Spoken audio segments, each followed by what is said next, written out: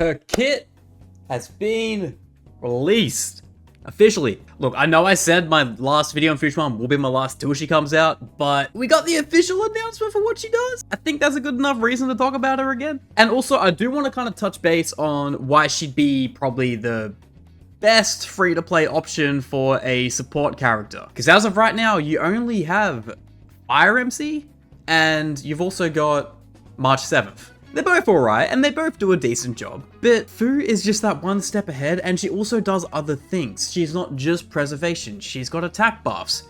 Hell, she's got healing. Why would you not? Anyway, let's get into the kit, and as we break it down, I'll explain why it's just a great free-to-play pick. I understand it's not the most fun pick because it's not a DPS, but I'm gonna build it like that. So, Xuan.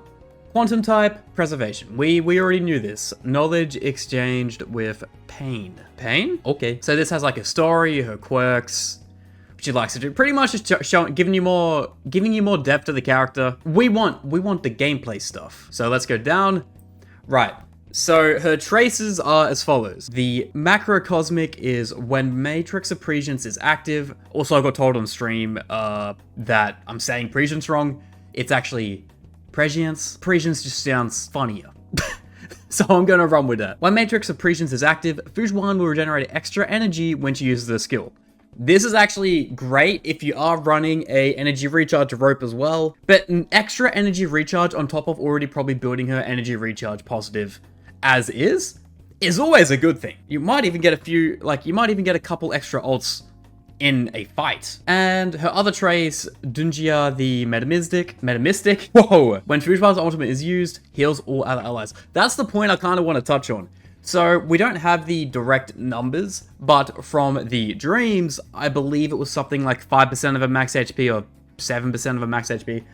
I don't quite remember. Granted, it's not going to completely negate the need for a Natasha, a Bailu, Luocha, like a healer in general, but it's still something that you could probably use and mess around with, for example, in Swarm Disaster or Simulator Universe, with the Abundance Path. Opens up variety for your team compositions, which is ultimately what we want. We don't want the same Japad, Luocha, Zilla, Silverwolf, like, we don't want the same teams. We want some variety. And we still want to be able to clear content with the variety. And for the final trace, Luren the Sexagenary. If a target enemy applies crowd control debuffs to allies while the Matrix of Prescience is active, resist all crowd control debuffs applied by the enemy target during the current action. This effect can be triggered once. When Matrix of Prescience is activated again, the number of times this effect can be triggered will reset. So it's a one-off deal, but when you get Matrix of Prescience active, which is, I believe, her skill, it resets that timer. So you can use it again. And getting rid of crowd control debuffs is great. It's like a pre-cleanse, because obviously they don't have it yet, but if they do get struck with it when this is active, they won't actually get it. All around a positive kind of thing to have in a kit. And what's next? So we've got technique. So this is the Overlord stuff when she's running around. You press E to trigger it. It's called Of Fortune Comes Fate, and after the technique is used, all team members receive a barrier lasting for a certain period. This barrier can block all enemy attacks and the team will not enter battle when attacked. So you can run around, you don't really stress. It's kind of like Zilla where she can go invisible and stuff just won't attack you. Except this is the opposite where you can get attacked but it doesn't trigger anything. Entering battle while the barrier is active will have Xuan automatically activate Matrix of Prescience at the start of the battle lasting for a certain number of turns.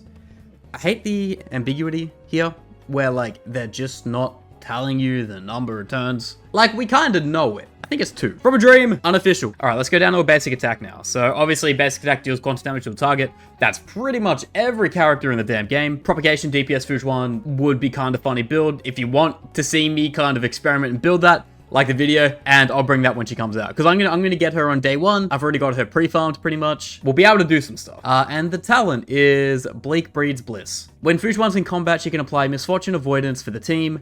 Misfortune Avoidance allows targeted characters to take reduced damage while the state is active.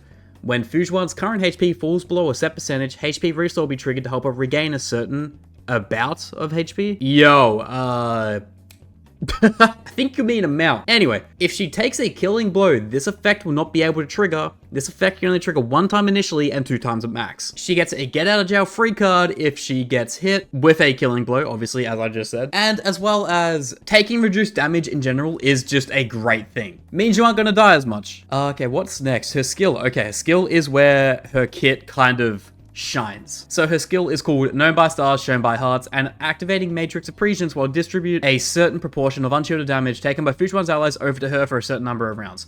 So she takes the brunt of the blow. If you've got, say, a Blade, for example, because he needs to have low HP to really flourish, have him in a Fujuan squad. When he gets hit, the majority of the damage that goes to him, I can't quite remember the dream, I think it was 65%. Goes to Fujuan, so he only really takes 35% of the damage actually afflicted to him. Now, if you want to get his HP down, obviously it's not the way you want to do it, but once his HP is down, that's probably the best way to do it. And Matrix Accretions grants the team Knowledge.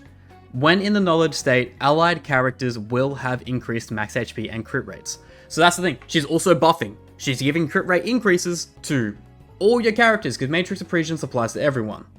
It's like an AoE effect. So she's kind of got a pseudo harmony kind of setup going into her kit when she's a main preservation, and she's got healing, and she's also got max HP changes, and she also takes blows on behalf of your teammates. You see why I'm saying this is a great free-to-play character? Because it nullifies so many roles that will allow you to build ridiculous teams. Like, I understand crit rate's not a crazy buff stat, but it allows you to hit your crit more often than not, which is ultimately a good thing. When Fujuan is downed, Matrix Accretions will also be dispelled. So if she does die and stays dead, she kinda is obviously useless, but that's kind of every character. I don't really know a character off the top of my head that has their effects or afflictions kind of stay active once they're downed. If there is one, please comment and tell me which one it is. I'm truly blanking. I know Japan goes down and comes back up, but that's not kind of the same thing I'm talking about. Because Fu's got that too, but like an overarching kind of like effect. Okay, now down to her ultimate, which is honestly the best ultimate like animation in the game. It's like a cinematic masterpiece. Deals quantum damage to all enemies and increases Fujuan's talent trigger count by 1, which is good. We knew it already did that. Yeah, so her get out of jail free card where she goes down and comes back up if she receives a killing blow gets reset when she uses her ultimate. Look, obviously I get the whole point of high difficulty chambers like Memory of Chaos and Swarm Disaster 4 and 5 is not to really have you go down, but it's a good insurance policy to have. It's like Bailu. Everyone seems to clown on Bailu. I don't get why, honestly. But it's good if RNG really, and I mean really screws you.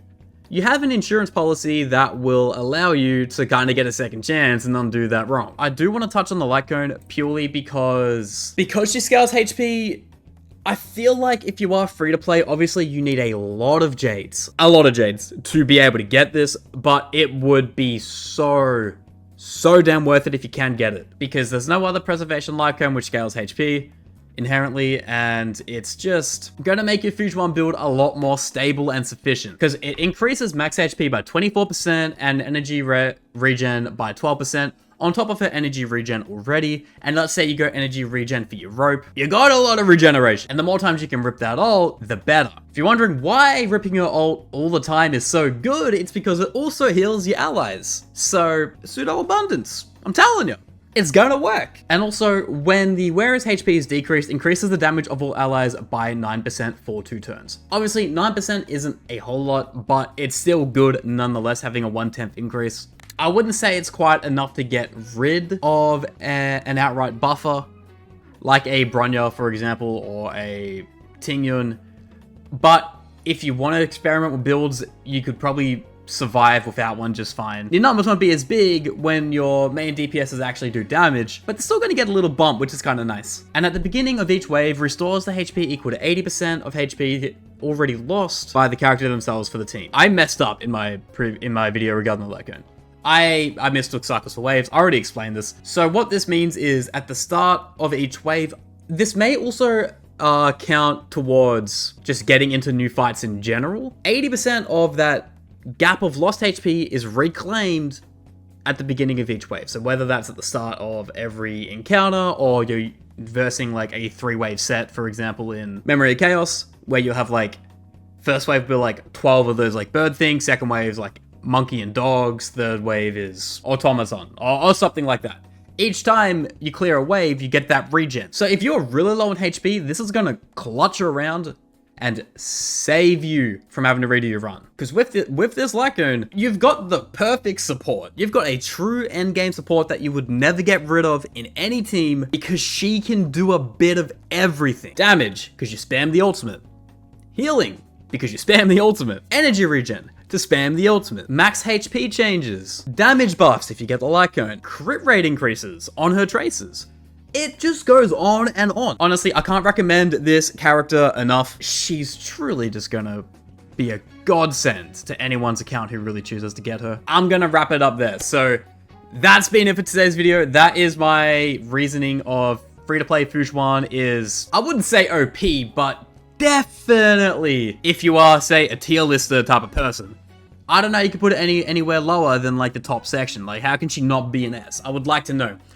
I'm sure there's an argument that she could be somewhat squishy because she takes damage on behalf of everyone and implements 65 of it to herself. But we're really gonna have to wait and see how bad that really is. If you guys want a video on team compositions or really anything regarding a good way to play Fu, let me know in the comments below. Thank you for all the support I've had recently. We're about to pass 1,300 subs. Thank you so much for that. And as always, I'm not going to take any more time up out of your day. I'm gonna head out. See ya.